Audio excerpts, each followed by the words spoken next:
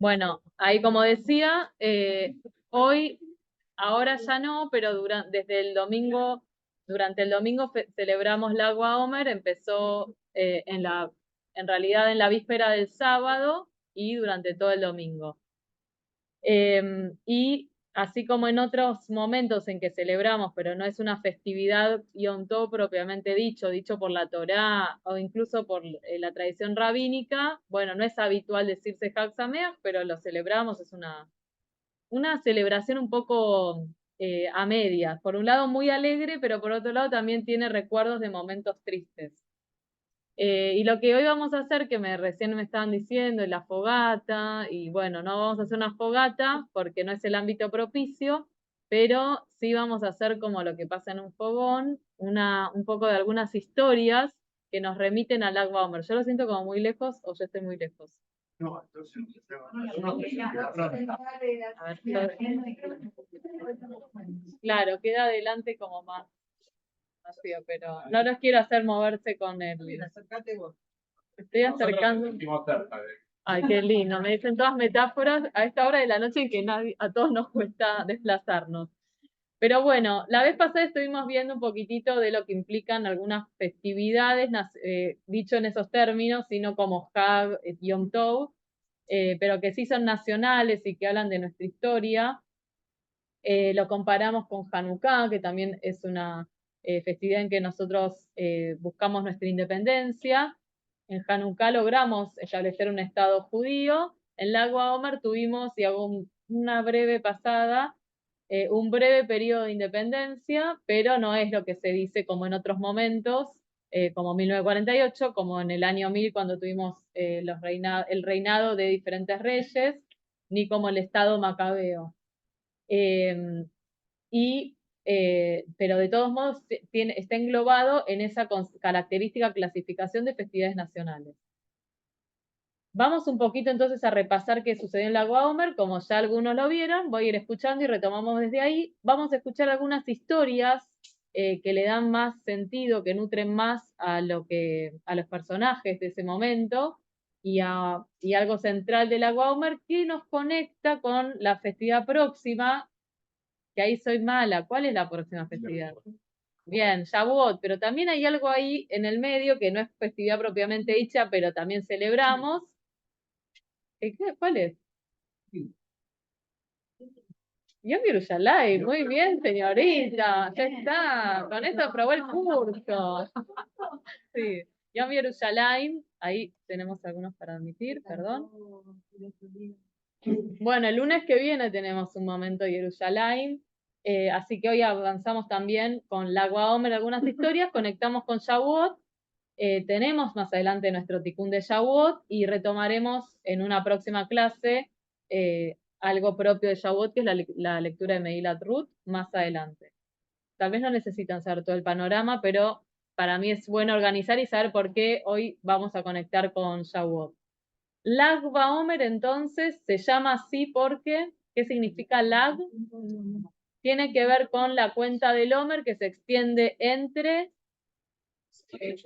segundo día de Pesaj hasta Shavuot. ¿Se cuentan cuántos días? 49. El día 50 de Shavuot. Y Lag Baomer, ¿qué tiene que ver con todo eso? El día 33. Lag significa 33. En la cuenta del Omer, ¿qué pasó? La rebelión de Bar Kokhba. Estábamos bajo el imperio, no, romano, bajo el imperio romano. En el año 132 de nuestra era, Bar Kokhba, líder militar, Rabbi Akiva, líder espiritual, bueno, pero el ejército de Bar Kokhba logró vencer a las legiones romanas de esa región.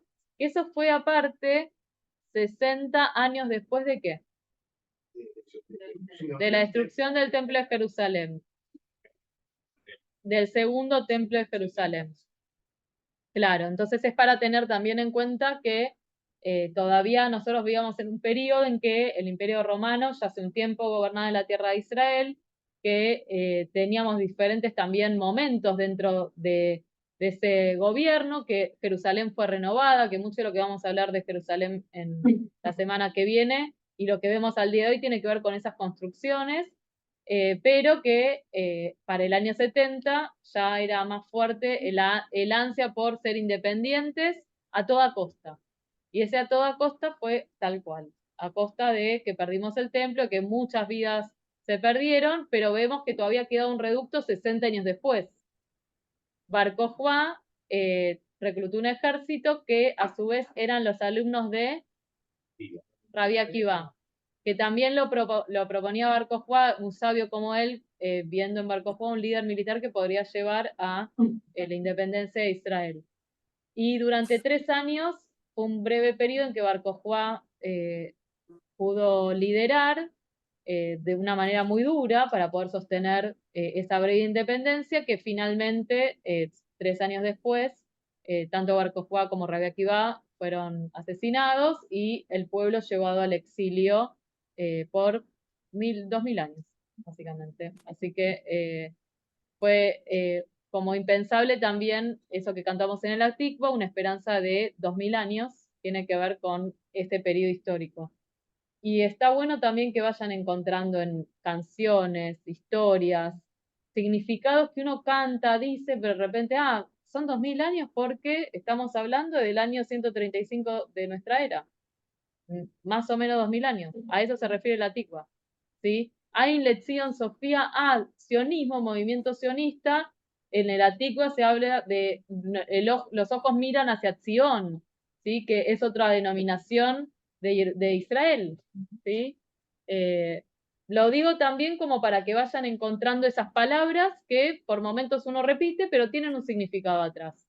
Y por eso también cuando vemos Hagim, no me voy a quedar con qué pasó, sino qué significa Lag BaOmer y por qué, hasta que quede todo entendido, porque detrás hay mucha riqueza.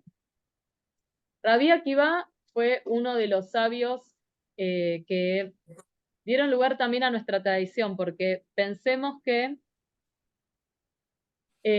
cuando uno habla del Talmud, de la Mishnah, ¿qué es la Mishnah, por ejemplo? Que algo vieron con Fabi en Alajá, según entiendo, fueron viendo un poco la base de la ley judía. La primera parte del Talmud, Mishnah, y quemaron la segunda. Bueno, podemos pensarlo como partes de, pero ¿qué es en sí la Mishnah? ¿Qué hace la Mishnah? ¿Cuál es la función? Interpretación de la Torah. Y vemos, si uno dice, porque lo puede tener teóricamente, pero si uno entra a la Mishnah, ve a sabios que están hablando. ¿Sí? Ve todos los temas de la Torah clasificados, ordenados, porque en la Torah no lo están. ¿Sí? La Torah no está para ser un manual. Es nuestra fuente de sabiduría y después, según las necesidades de los tiempos, los sabios hicieron una u otra clasificación. En los tiempos de la Mishnah se compilaron discusiones de nuestros sabios. Uno de ellos era Rabbi Akiva. En el siglo II. Claro, cuando uno dice en qué momento se editó, bueno, si bien no podemos decir siempre una fecha exacta, pero sí marcar periodos. Y de hecho en la Mishnah y después también en el Talmud en las discusiones, porque se discute sobre eso, vemos términos griegos, vemos debates sobre edificaciones que remiten a los tiempos de los romanos o situaciones también vinculadas con ese periodo, porque están hablando de su época, ¿sí? Por eso es que también nosotros conocemos mucho sobre Rabbi Akiva y vamos entonces al fogón, aunque no pareciera, pero ahora vamos a inaugurar el fogón del Lag BaOmer. ¿Por qué se hace un fogón? Porque hace frío acá, hace frío, está bien. No importa, un fogón no necesita motivos, está bien. Pero en Lag BaOmer nosotros celebramos la victoria de Bar Kokhba y también que terminó una epidemia entre los alumnos de Rabbi Akiva. Rabbi Shimon Bar Yochai, que era un sabio que, como ustedes mismos dijeron, que se considera el iniciador del qué? Del Zohar, Cábala Zohar, como Cábala Zohar. Bueno, el Zohar es la obra central de la Cábala, podemos pensar también en otras que dieron lugar, pero el Zohar, que habla de la luz, entonces esa fogata, esa llama, es la mejor manera también, y cuando nosotros encendemos una vela, de celebrar que ya partió el alma de un sabio como Rabbi Shimon Bar Yochai.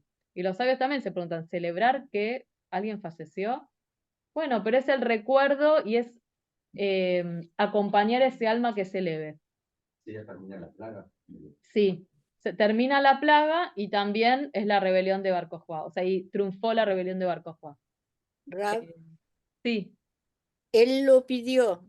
Él pidió que cuando falleciera fuera con alegría. sí, que se lo recuerde con alegría. Eso fue lo que pidió Rabbi Shimon Bar Yochai. Y en Meirón, en Israel, se hacen fogatas y es todo lo que muchas veces nosotros hablamos teóricamente, sucede al día de hoy. Y muchas veces en esas fogatas también ya desde los hasídicos, bueno, es un momento místico por excelencia y a veces se escribe cosas que se hizo en el año y se tiran a la fogata, deseos, se celebra alrededor de esa fogata. Hay muchas cosas que pasan que tal vez sí en las escuelas se hacen festejos y se canta, pero bueno, no es tan conocido. Tiene que ver también con la Agua Omer.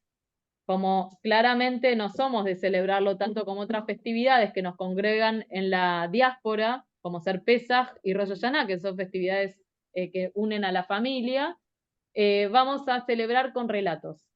Y tengo algunos de Rabbi Shimon, de Rabbi Akiva y uno de Rabbi Shimon Bar Yochai. Les voy contando y les voy también narrando, o sea, leyendo y narrando a la vez. Akiva era pastor en las montañas de Yehuda. O sea, Akiva, Rabbi Akiva, era pastor en las... No era Rabbi Akiva, está mal, Akiva. ¿Sí? Porque en algún momento no era rabino, no sabía. Era un día caluroso y decidió descansar al lado de un manantial para poder refrescarse. Obviamente que esto está narrado sobre Midrashim.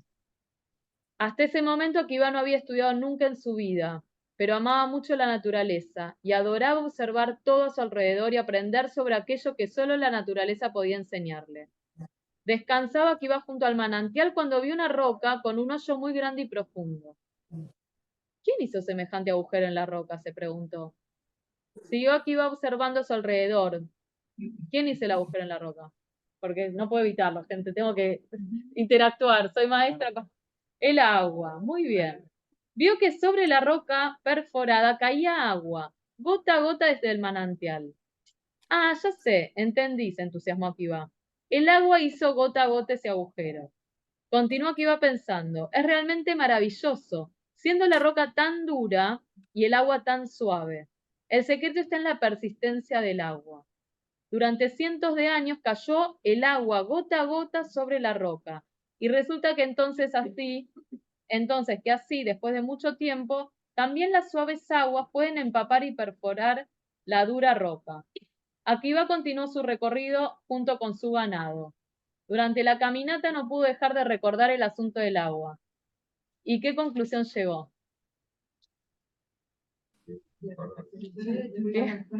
Cada uno aparte está pensando en su vida qué desafío tiene por delante y cómo solucionarlo. Yo pienso en los míos, ustedes los suyos, pero Rabbi Akiva tenía un desafío puntual.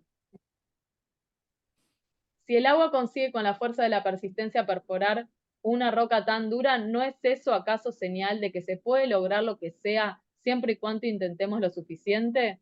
Yo quiero estudiar, pero ya soy un adulto y mi corazón y mi mente están entumecidos.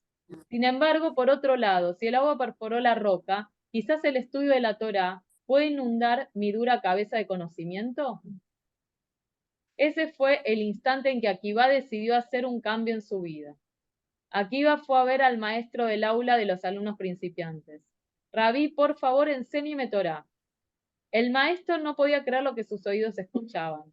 Akiva, el viejo pastor, tenía 40 años, quiere de pronto estudiar. A pesar de su asombro, el maestro aceptó a Akiva en su aula. Lo primero que Akiva estudió fue el abecedario. Luego comenzó a leer la Torá. Estudió, y muy pronto dejó el aula de los iniciales y continuó estudiando. Estudió con los más grandes sabios de su época, Rabbi Eliezer y Rabbi Yoshua. Así fue que estudió durante 24 años hasta convertirse en uno de los sabios del pueblo judío. Y así fue como Akiva se convirtió en Rabbi Akiva. Sí. 64 años. Y empezó a los 40. Por supuesto que todas estas reflexiones internas no las conocemos, Lo que tienen los midrashim es de repente explicar por qué desde los 40, entonces reconstruyen a partir de distintos relatos que los sabios mismos se contaron entre sí, para llegarnos de esta manera a nuestros días. Evi, Sí. ahora que hablamos o que leíste de Radioactivo, hay un personaje que lo estudié de chico, Elisha Ben Abuya. Sí. No existe, no lo escuché nunca más nombrar. Como su nombre lo condenaron como aquel. Sí. Bueno, está yendo a la parte más mística, que es 4 ingresaron en el Pardes con diferentes suertes. Vamos a ir brevemente para responderle a Saúl, aunque realmente podría ser parte de esta historia porque está Rabbi Akiva presente, pero tengo relatos más al llano, pero está bien. El Pardes representa el Edén, representa como la máxima elevación, ver a Dios, y habla justamente de la Kabbalah. Y dicen que cada uno salió de diferentes maneras de estos 4 personajes. Por ejemplo, uno, que era Elisha Ben Abuya, cuando vio lo que vio, se volvió hereje. Y hay relatos en el Talmud sobre la herejía de este sabio Elisha Ben Abuya que realmente entendió todo al revés, o se rebeló, o lo que fuera, y trató su alumno de enderezarlo, pero fue imposible. Y el que sí la tuvo clara, ¿quién fue? Rabbi Akiva. ¿Sí? Está el viejo. Sí. Sí, otro murió, sí. Cada uno tuvo suerte diferente, pero eso también abre a muchas interpretaciones de cómo se puede comprender la Torá, ¿sí? Entonces abre a otras cuestiones, pero Sí, me impactó mucho porque el consejo del momento a Elisha Ben Abuya lo echaron. sí, Y el único que se acercó fue Rabbi Akiva. No lo condenan a Rabbi Akiva porque era el maestro, Rabbi Akiva. Y ahí el caso de Alasti Padere, ¿no? Caminando él, ahí viene esto lo que me quedó tan fuerte de chico, que iba por el camino, encontré una granada. Comí su contenido y tiré su cáscara. O sea, de cada persona, de cada ser humano, de cada situación, podés sacar cosas. sí. Y aparte está esto que nos relata su iniciación a la Torá, ser alguien simple, decir, no entiendo, tengo la edad que tengo y no entiendo, y quiero aprender. Y la humildad de decir, bueno, voy a tratar de hacer lo mejor que puedo y no me va a llevar un año, me va a llevar 24. O sea, todo lo que nos muestra también como ejemplo del sabio de nuestra tradición. Sentate y estudia. Para ser esa persona que dice, no, porque es Rabbi Akiva, bueno, el ejemplo que te da, aparte siempre, no es la primera vez, era un simple pastor. Y de su profesión, como podemos ver en Moshe, en David y ahora en Rabbi Akiva, pudo aprender. En el caso de él, explorando la naturaleza. En el caso de Moshe, su propio ganado lo llevó al Sne Boer. Y en el caso de David, tácticas para enfrentar lo que sea. Sí, Gustavo.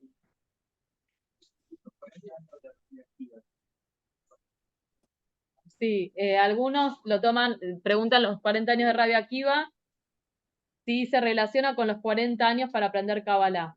Sí, claramente da como pauta, pero el número 40 igual es un número que varias veces aparece en nuestra tradición, como de cerrar y empezar un ciclo de generación, de los 40 días de Moshe en el Har Sinai, de los 40 días del diluvio, 40 años en el desierto, con lo cual es un número importante que marca un periodo de preparación previa para que la Kabbalah no sea simplemente, ay, no sabes lo que escuché, sino tengo una base, la base literal de la Torá, e incluso tengo una base de explicación de la Torá y puedo ir más allá. Eso 40 años es importante. 40 años de desierto de conocimiento podría llegar a ser también. Sí, pero igual para la Kabbalah hay que tener una base, por eso también dan como un periodo de estudio. No, que él a los 40 años quiso adquirir el conocimiento. Sí. Sí. Otro, y como también, porque no solamente importa cómo él se formó, sino la vida, ¿no? Lo que sucede con la historia de cada uno a nivel vínculos. Rabbi Akiva, pastor del ganado del rico Calva Sabúa, Caleb, perro, y Sabúa de estar satisfecho, tenía amistad con su hijo. La hija de este se enamoró de Akiva, pues vio que era virtuoso y discreto. Consintió en casarse con él a condición de que Akiva entrara como discípulo en la casa de estudios. Otra interpretación de la historia, ¿sí? Porque eso pasa también. La boda se celebró en secreto y Akiva fue a estudiar. Cuando el padre de la novia se enteró de ello, le expulsó de su casa y juró prohibirle el disfrute de sus bienes. Porque como la hija de él se iba a casar con un pastor que no tenía nada. La No sé si desheredó. lo escuchaste alguna vez, pero sucede en las mejores novelas. Porque él estudiaba. Claro, yo también pensé lo mismo. Ah, está muy bien, está mal redactado. No. Se enojó por... Claro, acá no dice... Bueno, pero dice, la boda se celebró en secreto, es verdad, y la frase termina y Akiva se fue a estudiar. No, que la boda está en secreto me encantó. Ahora, que te vayas a estudiar, es verdad, no está como claro. Durante el invierno, Rabbi Akiva y su esposa se vieron obligados a dormir en una granja. Y dice, él le quitaba toda la paja que había en la granja del pelo, le decía, si tuviese dinero te compraría una Jerusalén de oro, nos deja pie para Jerusalén la semana que viene, una joya, ¿sí? Ah, perdón, sí, a eso se refiere. Un día pasó ante su puerta, esta es una traducción, pasó ante su puerta el profeta Eliahu bajo el aspecto de un hombre pobre.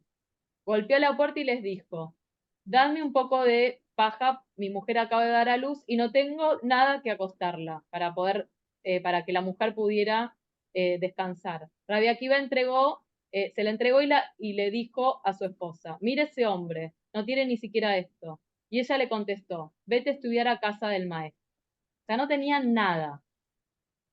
Porque lo otro que habíamos visto es que él fue a estudiar y todo genial, pero no vimos la otra parte de la historia. Fue Rabbi Akiva y permaneció durante 12 años, otra interpretación, en la casa de estudios. Cuando volvió tenía 12.000 discípulos. Oyó cómo un anciano le preguntó a su esposa, ¿hasta cuándo seguirá siendo la viuda de un vivo? Ella respondió, si él me escuchara se quedaría otros 12 años. Entonces dijo, aquí va, con tu permiso lo haré. No se comprende, lo explico. Llegó él y un señor le preguntó a ella, a Rachel, ¿cuánto tiempo más te vas a quedar esperando a este hombre? Y ella lo que le dijo es, ojalá estudie de alguna manera 12 años más. Y él le dice, con tu permiso lo haré. Rabbi Akiva se fue nuevamente y se quedó durante otros 12 años en la casa del maestro. Cuando regresó, le seguían 24.000 discípulos. Oyólo la dueña de casa, su esposa, y fue ante él. Sus vecinas le decían, pide prestados unos vestidos bonitos y adórnate. Ella respondió, según Mishlei, aunque no se entienda literalmente, el justo conoce el alma de su bestia, de su animal. Cuando llegó cerca de él, se postró y besó sus pies. O sea, imagínense cómo estaba Rachel en ese momento, se le acercó al gran sabio Gran, se le tira a los pies, no se vistió como le dijeron sus vecinas. ¿Qué hicieron los 24.000 discípulos que rodeaban a Rabbi Akiva? La sacaron, salí de acá, porque seguramente no estaba engalanada y estaba bastante empobrecida ya de cuando vivía con él. De Rabbi Akiva. Los discípulos la rechazaron, pero Rabbi Akiva les dijo, déjenla, todo lo que es vuestro y mío es de ella. O sea, todo lo que nosotros conseguimos es gracias a ella. Y no termina acá la historia. Calva Saúa se enteró de que un hombre importante había llegado a la ciudad. Claro, esa es la venganza, pero bueno, no hay que vengarse. Estamos hablando bien. No. Se dijo, iré a él, quizás me anule el juramento que hice en aquel momento. Al llegar ante Rabbi Akiva,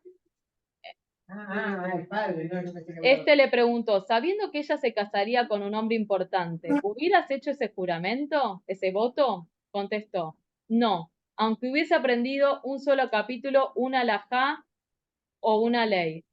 Entonces Rabbi Akiva le dijo, yo soy su esposo.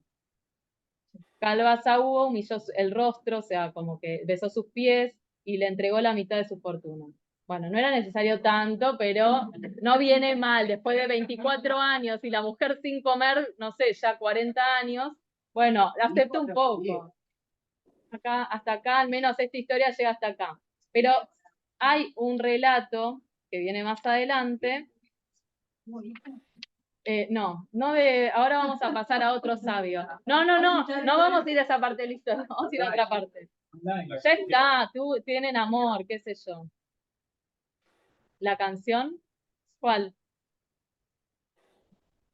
Ah, está bien, sí. Amarrabía, aquí va. Sí. Ahora en un ratito la canto y la cantan todos conmigo en el fogón que hicimos. Y Martín en el medio. Y bueno, vos propones.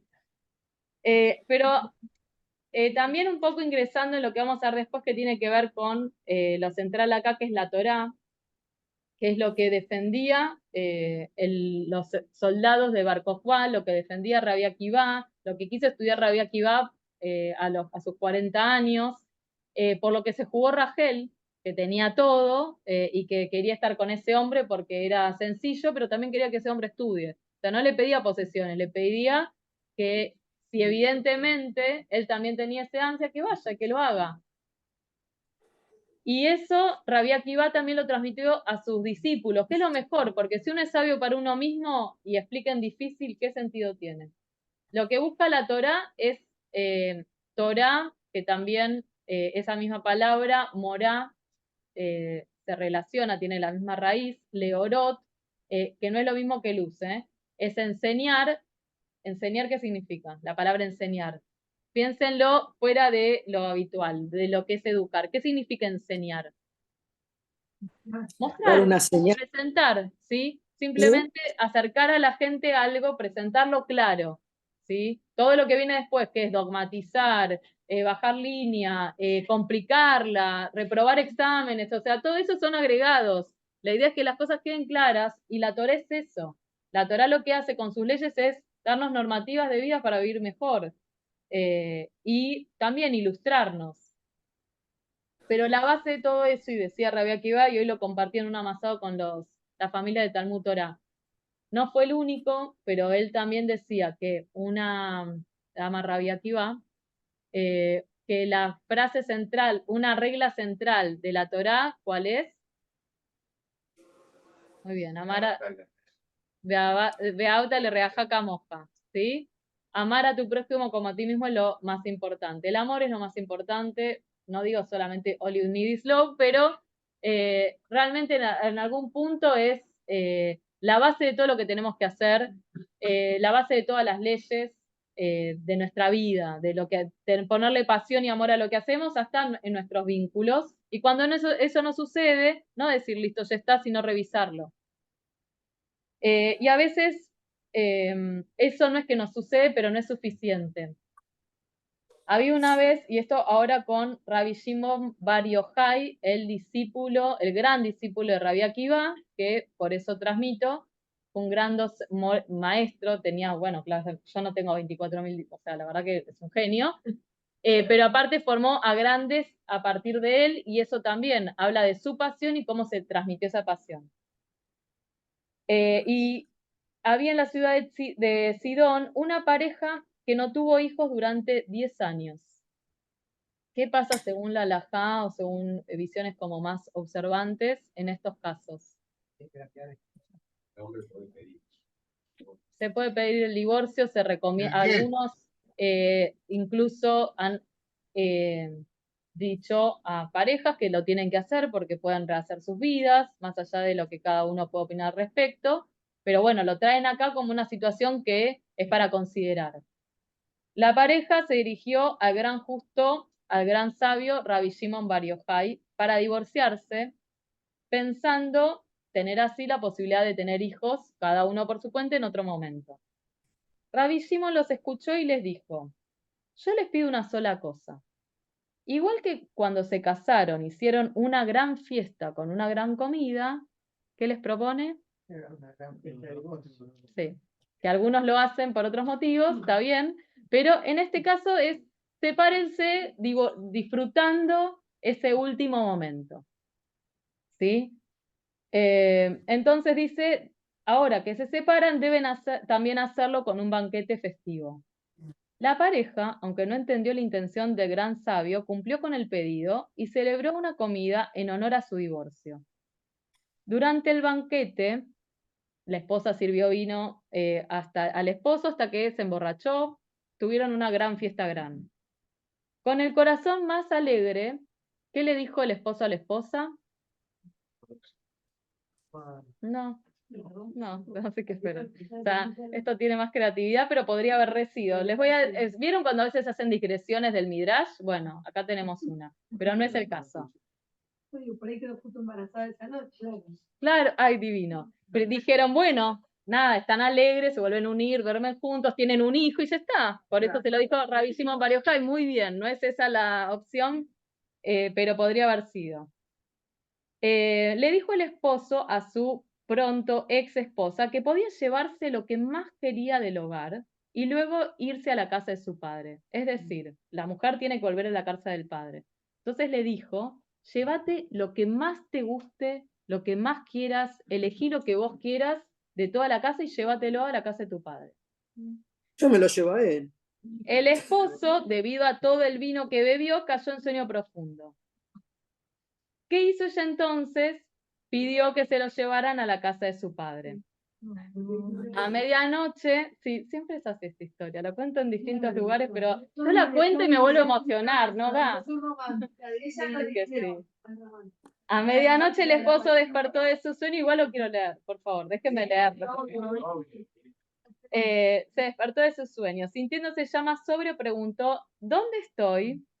Ya sabemos toda la respuesta, pero es divino leerlo. La esposa replicó, en la casa de mi padre, por supuesto. ¿Qué hago yo en la casa de tu padre? Le preguntó. ¿Acaso no me has dicho que podías llevarme conmigo lo más precioso a la casa de mi padre? Para mí no hay nada más precioso en el mundo que vos. Obviamente no dijo que vos, le dijo que tú. Me vuelve a emocionar. La pareja volvió, aparte esto no termina acá, la pareja volvió a Rabbi Shimon Bar Yochai buscando su consejo. El rabino emocionado que la pareja finalmente descubrió el gran amor que se tenía, los bendijo para que tuvieran hijos y un año más tarde tuvieron la alegría de abrazar a su primer hijo en su brazos. ¿No es divino? Sabemos todo cómo termina y nos encanta. No, esto, pero no, gente, esto está en nuestras fuentes, ¿sí? Es nuestro, es un midrash. Estamos las novelas también. Y también está en nuestras fuentes que dice que el verdadero amor no depende de ningún objeto, ¿sí? El amor más auténtico es el que no depende de nada material, de ninguna contingencia, y esta historia lo ilustra muy bien. Cualquiera podría haber pensado que, bueno, que por las normativas terminaba todo igual, pero el amor estaba ahí y es como ver que eso haya pasado en esos tiempos, cuando uno pensaba, tal vez desde la mirada anacrónica de hoy, que no era lo más importante. Me parece muy lindo que en todos los tiempos, para nuestra tradición, lo que se siente, los vínculos, tenga que estar por encima de las leyes y todo lo que ya conocemos, y por eso las historias de Rachel con Rabbi Akiva y esta historia de Rabbi Shimon Bar Yochai, que pide ser recordado con alegría. Y es por eso que alrededor de la fogata, ya les comenté un poco qué se puede hacer, y también se hacen juegos, recordando a aquellos alumnos de Rabbi Akiva que iban al bosque a estudiar, que no podían decir que iban a estudiar la Torá, y que llevaban Flechas y arcos. flechas. Arcos y flechas, ahí dice su. Y esto se relaciona con la festividad que va a llegar en breve, que ¿cuál es? Bien. Es verdad, viene Yom Yerushalayim y ahí cerquita Shavuot, pero como estamos hablando pleno de la Torah, vamos a hacer un repasito, tenemos unos minutos todavía, tenemos bastante, para Shavuot, para ubicarnos un poco en el cierre de la cuenta del Omer y en hacer al menos una apertura de Shavuot y lo desarrollamos un poquito después. Obviamente que llegó la hora del pizarrón, así que yo creo que ahora anda mucho mejor todo, así que lo van a ver bien.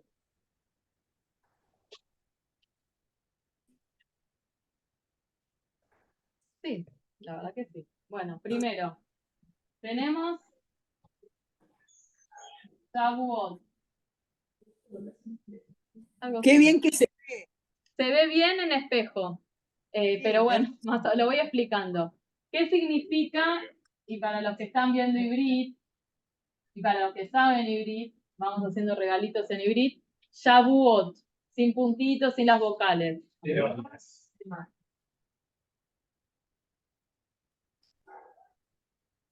Tenemos Pesach. Yo sé que les prometí, todavía no les di, pero les voy a dar algún momento una guía de todos los Jabim del año, por mes, todo. Tenemos Pesach, que empezamos a contar desde qué día. Bueno, empieza el 15 de Nisan, desde el 16 de Nisan, y tenemos Shavuot 6 y 7 de Sivan.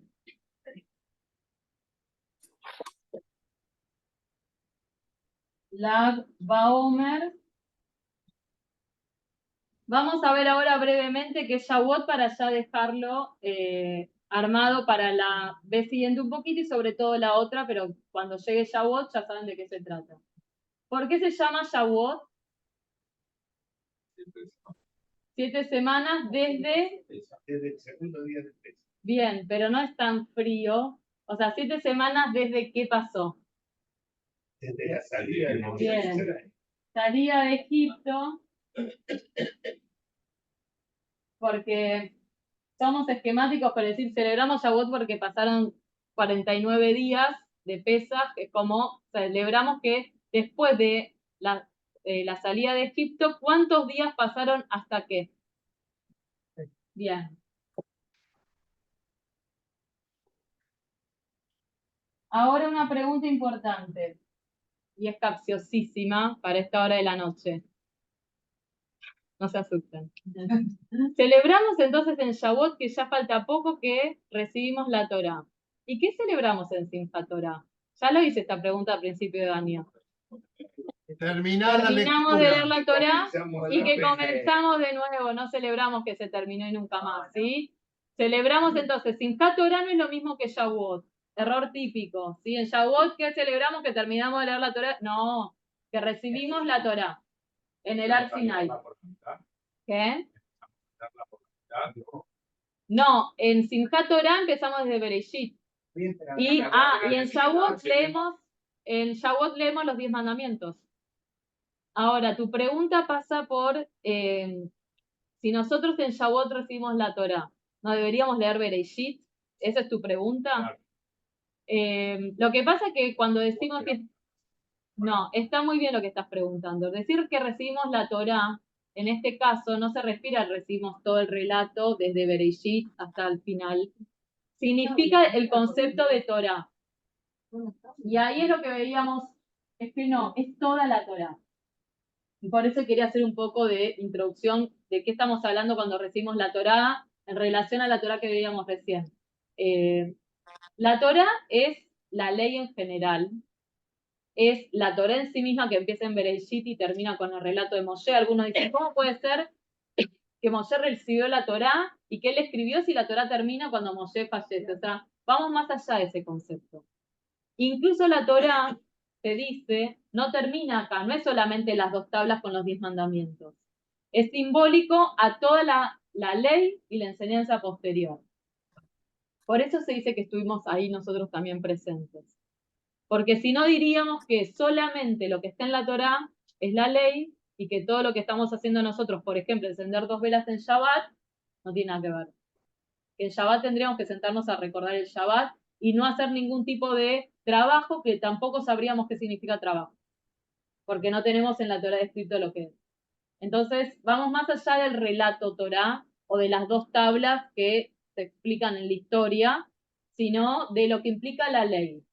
Y además, siendo un poquito más profundo, Torá es revelación. O sea, de alguna manera una traducción literal de la palabra Torá es revelación. ¿Y qué se revela en el monte Sinaí, en el Har Sinai? Dios. Es la revelación de Dios, pero ¿cómo se revela? Diciendo, ¡hey, aquí estoy, barba blanca! No. Con la ley, transmitiendo la ley. Sí. Si salimos segunda vez, baja la rompe y vuelve a subir. Y va a poder. Sí, bueno, esa sería. Cada vez no. Pasó una sola vez.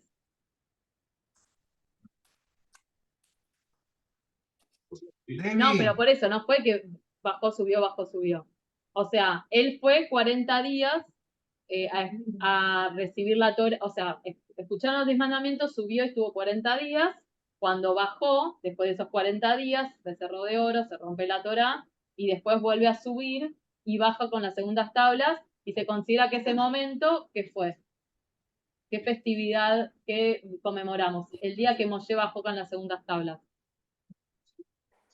No, este es el primer intento. Ah, ese es El primer intento. En Yom Kippur se considera que Moshe bajó con las segundas tablas. Ahí se decoró. Desde Shavuot, Es una interpretación. 6 de Sivan. No se escucha bien lo que hablan los Pero se compañeros. considera que Yom Kippur es como se está hablando de la segunda vez que Moshe, no se me ve la cara, se me ve cortada. Debbie, ¿podés repetir las preguntas? ¿Podés repetir las preguntas? Martín, ¿me repetís la pregunta y la repito? Era cómo era, digamos, los tiempos históricos de Pesach a Shavuot, si Moshe recibe las tablas una vez que sube, pegan 40 días y baja, Bueno, y vuelve a subir. me están preguntando por los tiempos históricos entre Pesaj y Shavuot, si Moshe, porque se sabe que Moshe bajó con las tablas, las rompió y después volvió a subir para las segundas tablas.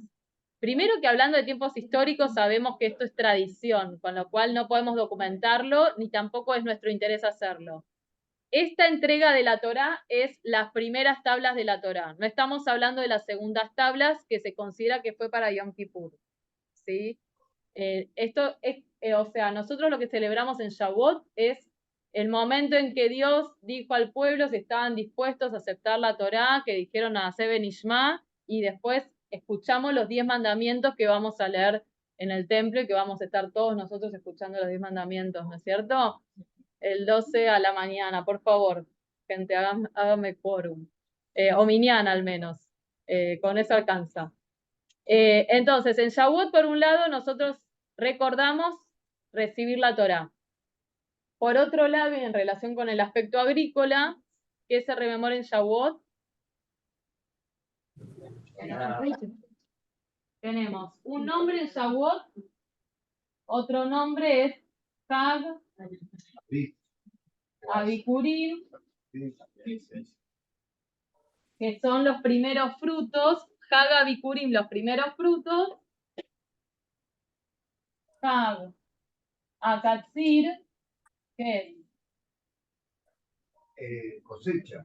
la fiesta de la cosecha. Hag Akatzir, la gran cosecha es en Shavuot. ¿Sí? Y, perdón por el desorden, Man o Hag, pero a mí me encanta la palabra man, así que siempre uso Man Matan Torah o Toratein, pongo. Osman Simhatein, o sea, todo tiene como. No, en ese Simhatein seguro. Pero es para Sukkot. Hag Akatzir, fiesta de la cosecha. Hag Shavuot, Hag Abikurim, fiesta de las primicias. Hag Akatzir, que es fiesta de la cosecha. Man Matan Torateinu, tiempo de entrega de nuestra Torá. ¿Sí? Yo te da a Moshe las tablas solamente, era toda la Torá. Pero por eso es una interpretación, es decir, no nos quedamos con los 10 mandamientos, sino con lo que simboliza el concepto Torá. Dios se revela, se inicia un pacto, y también eso es importante para tener en cuenta en Shavuot. Nosotros no es solamente recibimos la Torá, gracias, sino que hacemos un pacto con Dios. Y el pacto es ser una nación a través de esas leyes. Y lo continuamos nosotros. Es una elección mutua también. En este sentido, cuando decimos pueblo elegido, no es somos los mejores. O sea, por favor, es una elección mutua de concertar, de elegir unas leyes para ser un pueblo y de elegir una ética a través de nuestra creencia en Dios. Pero no quiere decir, como muchas veces sí se considera, que es un pueblo desde la segulá como selecto, elegido. Bueno, tiene que ver con la idea de una elección, en el sentido de la libertad para elegir y de concertar un pacto en forma conjuntas, más allá de que no hacemos el pacto con cualquiera, lo hacemos claramente con Dios. ¿Qué es lo que, sí?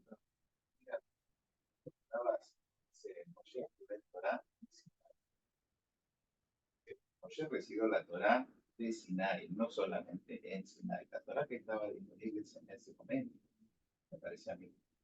Que ahí algunos pueden interpretar. Dicen, Vos preguntabas si recibió solo la tabla de fundamentos, otro puede decir, no, la Torá en su conjunto, la de Mará, qué sé cuántas cosas. A eso quería referir. Perdón. Bueno, Mishnah Gemara no, porque ahora retomo, para también que... No piensan que No sé, vale, no discutan. A ver, igual el concepto de Torah mi Sinai que están trayendo acá, Moshe Kibel Torah mi Sinai, Moshe recibió la Torah del Sinai. Muchas veces, yo no sé si te estás refiriendo cuando se dice, este es Torah mi Sinai, como, esta es la ley del Sinaí, no discutas. ¿Sí? Que hay veces pasa que cuando uno dice, no, pero ¿por qué los tefilín son así? O sea, Torah mi Sinai, como que bueno.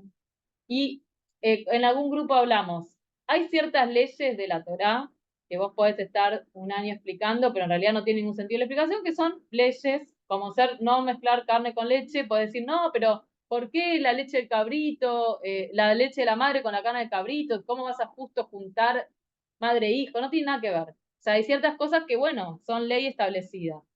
Pero sí es cierto, y no es solamente nada, una opinión así que algunos decimos, sino que lo que se considera en Shavuot es que se recibió toda la Torá. Y con la interpretación incluida, porque si no se desautoriza la práctica posterior. Por eso es súper importante decir que no es solamente los 10 mandamientos, no es solamente la Torá y no los profetas, sino toda la enseñanza que está consensuada posteriormente, que para el movimiento conservador, y ya lo habrán visto con Fabián, llega hasta las responsas actuales. No sé qué vos tenías para sumar, Saúl, para que no se me vayan peleados. Acabo de decir ama a tu próximo como a ti mismo. Les pido por favor. No es una pelea. Eso es verdad. Escuché que comentó, incluyendo la Mishnah y Gemara, incluyendo lo que para mí, por ahí estoy equivocado, obviamente, Talmud. Entonces yo dije, no, Torah, Talmud, o sea, Gemara y Mishnah, o Mishnah y Gemara, posterior, interpretación de la Torah. Sí, pero sí, en este caso, bien, aclaro a qué me refiero cuando se habla de la Torah, se habla de todo. Torah es Torah oral y Torah escrita. Y cuando yo digo todo, es que estamos hablando tanto de la Torah escrita, que es la Torah en sí, como la Torah oral, que es la Mishnah, la Gemara y lo posterior. A eso me refiero, no es solamente que haga un conjunto, sino que se puede categorizar internamente. Y para ir cerrando y para que se queden tranquilos que sí, que siempre vamos a... bueno, va a cantar Martín, pero cuando ahí termino pasa Martín y cierra el Zoom también con su canción en primer plano. Hago un recorte un poco asesino de un midrash, pero para que da cuenta de esta situación. Moshe en un momento baja a escuchar las explicaciones de Rabí Akiva y no entiende nada de lo que está explicando Rabí Akiva sobre la Torá. ¿Sí? Es un relato como... Sí, bueno, y no entiende nada de lo que está explicando. Es lo que nos pasa a nosotros con los chicos. Y dice, ¿cómo puede ser? Y no entendía nada, y cuando un alumno le pregunta a Rabí Akiva, dice, no sé, Torá Moshe mi Sinai. Es lo que vos decías. Eso es lo que dijo Moshe, lo que trajo Moshe del Sinaí. Y Moshe no está entendiendo nada. Y lo que pasa con la Torá es eso, que la recibimos una vez en ese momento, o a veces se dice, siempre lo estamos recibiendo. ¿Sí? Por eso se llama Hag Matan Torah y no Hag Kabbalata Torah. Porque la entrega es constante y cada generación hace otra cosa, porque si no, no está usando la Torá en su vida. Entonces no pasa nada si Moshe no entiende lo que hacía Rabbi Akiva, y si Rabbi Akiva viene acá y dice, ella está diciendo otra cosa, yo no, ni siquiera ese cuento es mío. Pero está bien, porque la Torá es eso, es compartir una ley en común que nos haga reunir un lunes a las 9 de la noche a estudiar Torá, ¿no? Es eso. Bueno, y ahora cerramos con Martín cantando y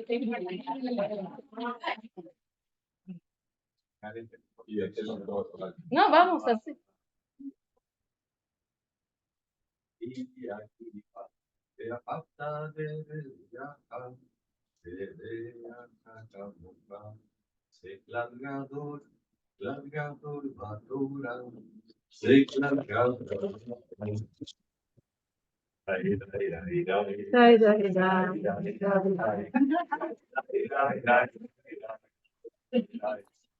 Uno que se pierde por no venir.